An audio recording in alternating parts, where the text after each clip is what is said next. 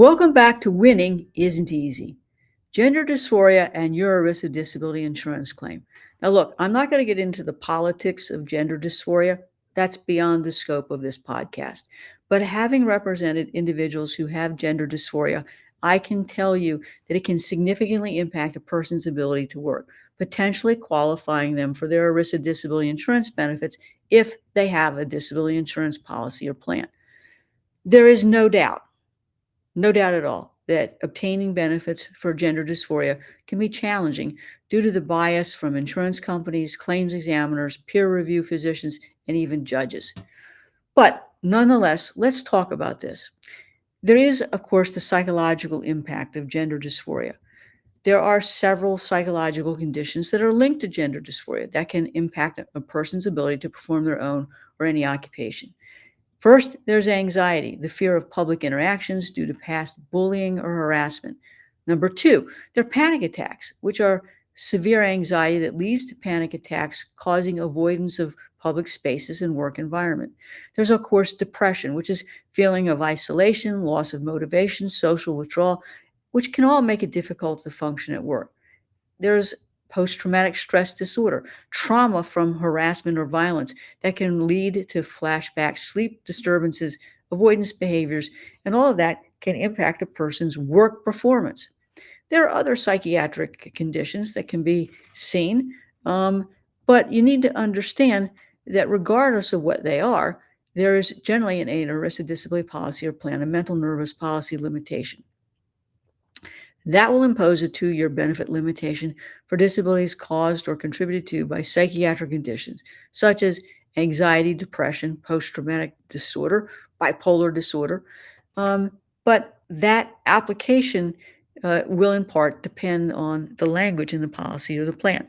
If the disability is caused by these psychological manifestations of gender dysphoria, benefits most likely can be limited to just 2 years.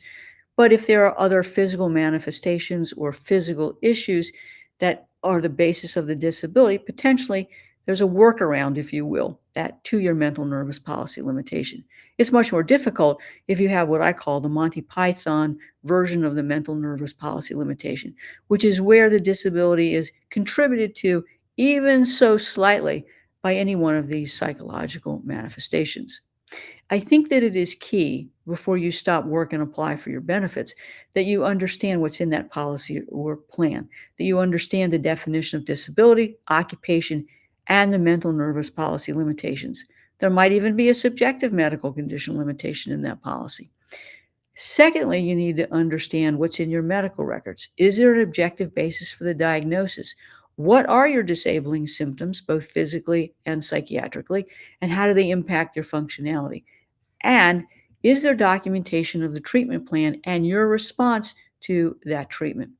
Many times what I do is I supplement the physician's statement that's used in every ERISA case with a Social Security disability mental residual functional capacity form. Now, I do that because we want to document difficulties with concentration, following instructions, interacting with others, staying on pace, completing things in a timely manner, attendance, that sort of thing. That form will get at those kinds of questions when I find that the carriers attending physician statement forms just don't ask the right questions.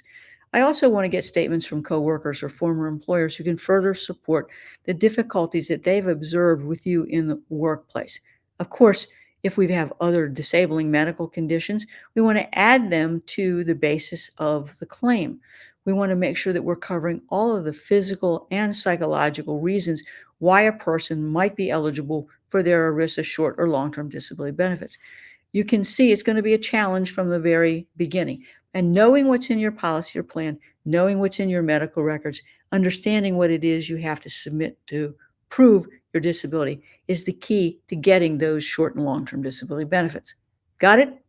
Well, I thank you for tuning in to this week's episode of Winning Isn't Easy. If you found this episode helpful, please take a moment to like our page, leave a review, and share it with your friends and family. And please subscribe to our podcast so you'll get notification of the next episode of Winning Isn't Easy. Thanks.